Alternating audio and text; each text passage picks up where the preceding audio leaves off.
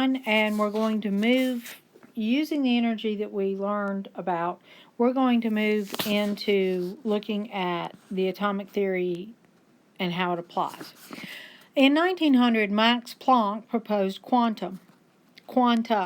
So, what is a quanta? Well, a quanta is not continuous. It is a discrete amount. Now, what is meant by a discrete amount? Okay, well, we say that stairs are quantized because you can only step on the bottom tread. If your foot falls anywhere in between, it's going to fall down to that step. Whereas on a ramp, it's continuous because it doesn't matter it doesn't matter where you step. You can step at any point along there. Where that is not true on steps. You can only step there. So when we talk about things being quantized, we mean that they have set amounts of energy. Now, two things. One, this was in the turn of the 1900s, and you're like, wait, that's really old. Well, actually, no. We're 2020, so this is 120 years ago. So the only reason the date is in here is to put this in reference because everybody's like, oh, well, we've known that for ages. Well, actually, no, we haven't. So we like to think about it that way. And he got this quantized energy. He says that the quantized energy is equal to Planck's constant, which is this value right here, times the frequency. So, because we know that we can relate frequency to wavelength, that means that we can relate the energy of one of these quanta, or quanta is the plural, a quantum to the frequency or the wavelength. Okay? So, how do you do that? Well, in 1905, Albert Einstein came up with the concept of photons. And he said that photons were energy packets. Now, these explain the photoelectric effect, and this is one of the Nobel Prizes that he got, was explaining the photoelectric effect using these so-called energy packets that he labeled photons. Now, Planck said that the energy was quantized, but he didn't really take it farther than that. So we use his equation because we are able to relate the energy packet to the frequency. Now remember, lambda nu is equal to c, so nu is equal to c over lambda. So if we replace nu with c over lambda, we get this form of the equation here. So there are two forms for the energy packet, and let me erase that so you can read it. Okay, both of which are on the formula sheet, so you can use those, and that allows you to identify the energy in a photon. Now, that brings us to what's a photoelectric effect? Well, the photoelectric effect is actually used all the time.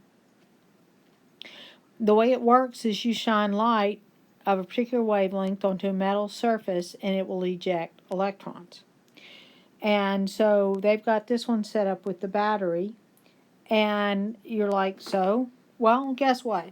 If you own a garage door and there's basically a light beam that if you pass through it as the door is lowering, it will automatically go back up. It's to protect children, pets, etc. from being crushed. My dog has figured this trick out. And so he'll wait right outside the garage door. He doesn't know exactly what's going on, but he knows that if we start to shut the garage door and he steps right inside the door, it goes back up. And my dog is big, and he thinks this is funny. Not amused by it. But if you walk into a store and a bell goes off somewhere or a buzzer or something, that is the photoelectric effect. Because what's happening is the light beam is shining. And as long as the light beam is shining, then it's completing a circuit. If you break the beam, it stops the circuit. The circuit is made by when the light hits the metal on the other end, it puts off electrons, which complete the circuit. Now, again, with some of these, it's more of a diode thing now, and it may not be a metal, but it's still the same principle. So the net effect is when you cross the beam, you break the circuit and the bell sounds. Okay, so the photoelectric effect is actually used a lot. We just don't run around going, "Hey, let's play in the doorway with the photoelectric effect." Okay. Well, some of us do. Sorry. All right. Energy of photons. What is the energy associated with one quantum of laser light that has a frequency of that amount? Well, we know our formula is equal to EH nu. Well, H is 6.626 times 10 to the minus 34 joule seconds. No, you don't have to memorize that. It's on the constant sheet. Times my hertz here. And remember, hertz is seconds to the minus 1, so the seconds will cancel. So what we end up with is 3.49856 times 10 to the negative 19 joules. So we're looking at three significant figures. So we're at, if we round that up, we've got 3.50 times 10 to the negative 19th joules per photon. Because remember, a packet of energy, or quantum, is a photon. Now, notice that wavelengths tend to be in nanometers, and you usually have 2 to 800, 900. Frequency is to about to the negative 14th. Quantum are to the negative 19th, give or take 1 unit. So on 2, it says calculate the energy of one photon of red light having a wavelength of 668 nanometers. Okay, so E is equal to lambda nu. Remember, lambda nu is equal to C, so that means that E is equal to HC over lambda. So H is still 6.626 times 10 to the negative 34 hertz, or seconds to the minus 1. Actually, no, it's not. It's joule seconds. 34 joule seconds. Times the speed of light, which is 3.0 times 10 to the 8th meters per second. And we need our wavelength in meters, so I'm going to sneak up here and say our wavelength is 668 nanometers. And I know that 1 nanometer is 10 to the minus 9th meters. So this wavelength is 6.68 times 10 to the minus 7th meters. So 6.68 times 10 to the negative 7 meters. That means if I run the numbers, I'm going to get 2.97372 times 10 to the negative 19th joules per 1 photon. So we're using three significant figures. So that's 2.97 times 10 to the 19th joules per 1 photon. Now the next question was what is the energy of 1 mole? So I want the energy of a mole of photons. And there is no abbreviation for a mole of photons. So we're going to start with 2.97 times 10 to the minus 9th joules per 1 photon. Well, what's a mole? It's a counting number. It's Avogadro's number. So we know that there are 6.022 times 10 to the 23rd photons in 1 mole. That means that we end up with 1.7885 times 10 to the 5th, positive 5, joules per mole of photons, which if you wanted to convert it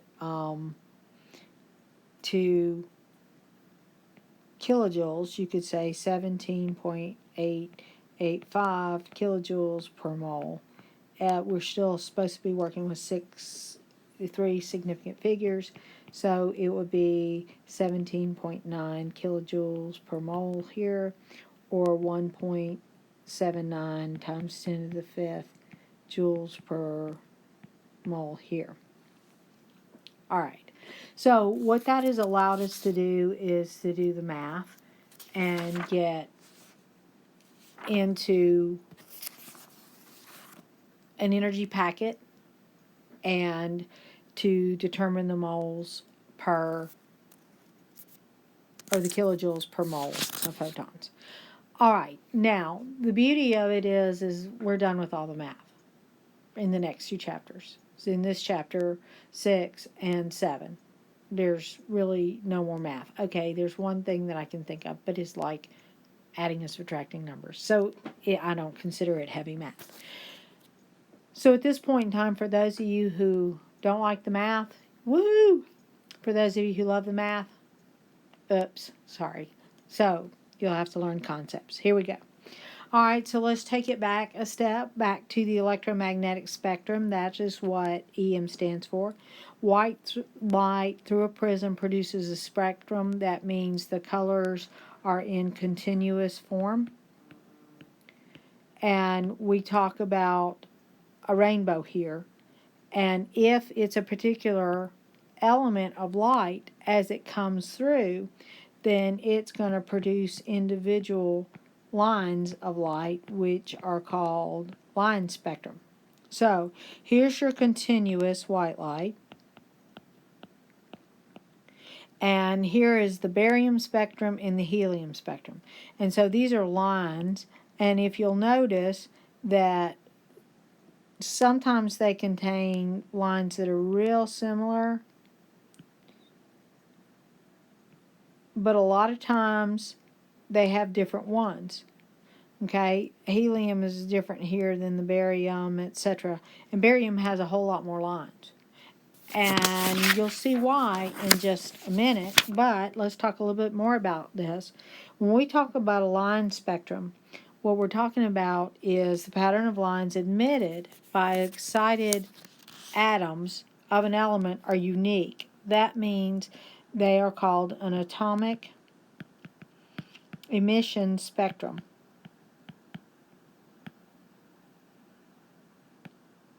So, for example, we talk about neon lights. Well, that's neon. It's that orange color.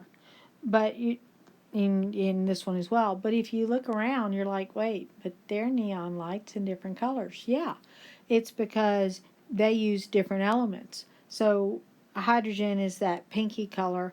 Argon is a pinky purple color. If you start mixing elements together, then you get variations on a theme. So neon lights is a term for a gas-filled glass, which you put an electric current across it, and what it does is it's exciting the element, the electrons in the element, and as they emit the energy, they give off light. And since they're going to emit energy, and there are slides later, that in set amounts, you're going to get set colors emitted off. Okay? So line spectra are any element will have a line spectrum. And so you can look at tables of these, and if you'll notice that you can identify elements from their line spectrum. Their line spectrum are kind of like their fingerprints. Okay? So that brings us to where we're trying to head, which is the atomic model. Now, we're actually trying to get to how the nucleus is made. So in order to do that, we've got to talk about the atomic models. Now, the first one was the plum pudding model. And remember, we don't do this one in terms of, Americans don't do plum pudding. So I call this the chocolate chip cookie model. And basically, the electrons are randomly arranged or distributed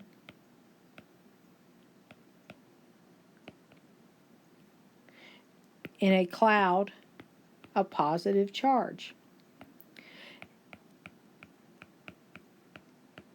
Now, J.J. Thomson was the first one to propose a model for the atom, and that was the first definition. And again, he was English, so he did the whole plum pudding thing. So then we take it a step farther, and Ernest Rutherford came up with the nuclear model, and he said the electrons are randomly orbiting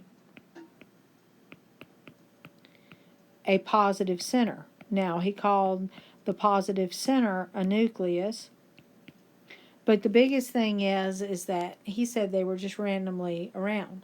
The model we actually use we call the quantum model, and this is the accepted model. And the only difference between the nuclear model and the quantum model is the electrons are in set orbitals around the positive center. Now, we won't say that they're circular because they're not. More about that in just a minute. But that's what the model that we currently use is the Bohr model. Okay? Now, the Bohr model is a proposed model for the hydrogen atom, and it explained the atomic line spectrum. So they were playing with the spectrum, and they couldn't figure out what was going on. So it explains the atomic line spectra observed, because oftentimes you see something and then you have to explain it. The negative and positive attractions of the particles are held the nucleus, if I could spell, nucleus and electron cloud together. Because remember, the nucleus is going to be positive, the electron cloud is going to be negative, so the positive and the negative hold together. The energy has a value of 0 when the electron is infinitely far away from the nucleus. I don't know why I want to misspell nucleus, but I do. Okay, and we call that, or we say it's ionized. All right, so Bohr made a couple assumptions. First thing he assumed was the electrons travel in a circular orbit. They're not random, they have a set orbit, but he assumed that it was circular. And he assumed that the energy of the electron orbital is proportional to its distance from the nucleus.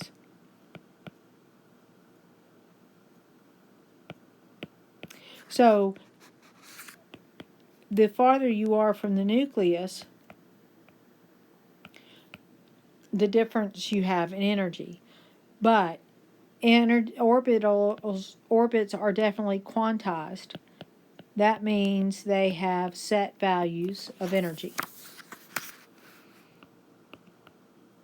So only certain amounts of energy are allowed. If the electrons move between orbits, energy is transferred in as light. So you're going to see light. Energy is absorbed when you go from a low energy orbit to a high energy orbit, and it's emitted when you go from a high orbit to a low orbit. And the energy associated with each transfer is the difference in the energy of the orbitals. So it's like being on different steps.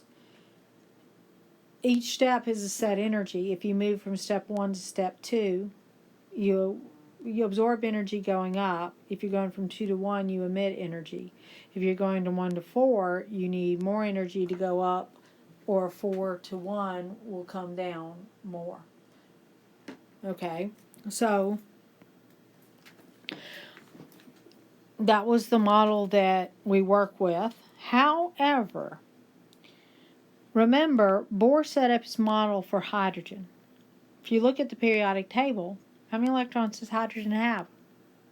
1. How many other elements have 1 electron? None.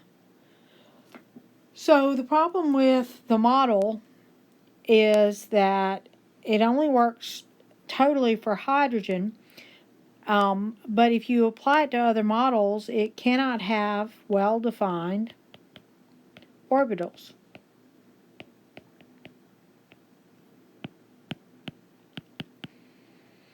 Okay, so because we know what it looks like for hydrogen, but when we go that, we have issues. So the electrons can be found still in stable, quantized regions around the nucleus, but they're characterized by the following properties. They're a function of the distance of the electron from the nucleus. So the farther they are from the nucleus, the biggest difference you have in energy. The momentum, and remember, of the electron. And remember, the momentum of the electron, the momentum is the mass times the acceleration or the velocity through. So basically, electrons will have different, they shouldn't have different masses, but they'll have different acceleration velocities moving through. And the third thing is the location of these regions in space. Now, that's a weird term, regions in space. And what you're going to find out is you can't know things absolutely. So we talk about finding an electron as the probability. More about that as we go, but we don't say that there's an electron there. We say that there's a high probability of finding an electron. So the net effect is what we have is different transitions will correspond to different colors and wavelengths of light. So as energy drops, there's your nucleus in the center, so that's your positive. Okay, so these are your different quantized energy levels right here. So this energy is dropping, so this is emitted light of the energy between those two transitions. So it has a particular color. And remember, color. If it has a set color, that means it has a set frequency and wavelength. On the other hand, this energy is absorbed. So if you shine the light, the correct light on it has enough energy to make it go from lower to the higher. It absorbs that light. So that light kind of disappears. You don't see it, but it's being shown on there and it's being absorbed. So the net effect of this is that with these different transitions, you can look at the energy being transferred back and forth. And the beauty of this is flame tests. So the difference in the energy transitions, if you're going through the same two transitions, if it's absorbed, the energy is positive. If it's given off, it's negative, because remember, it has the same directionality as we talked about with thermodynamics. This is sodium. This is potassium. This could be either lithium, calcium, or strontium. I'm thinking one of these two, not calcium. And this is probably barium. And the reason is that different elements give off different wavelengths of light. Now, the end of the week is 4th of July. And in non-COVID years, you have huge fireworks displays. Guess what fireworks have? Different colors. Well, the colors come from the fact that you use different elements in the firework to give it a different color when it goes to explode.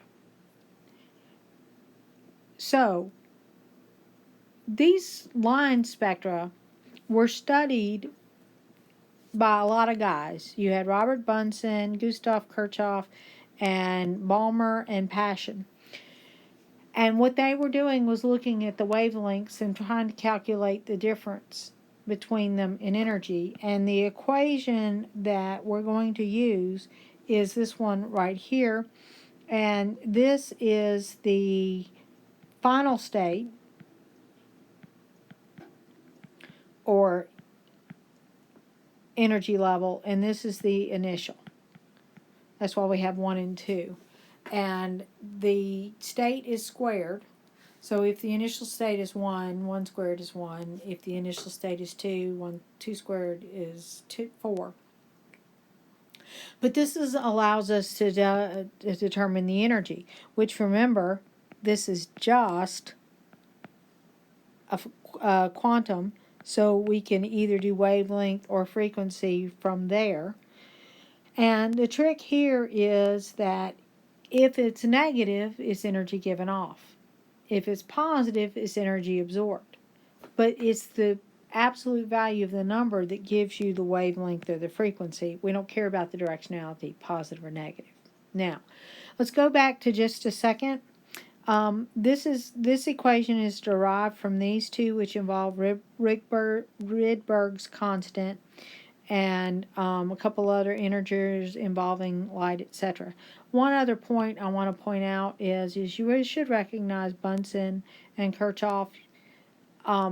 Bunsen, at least, he's a Bunsen burner fame. Kirchhoff is another type of burner used in lab.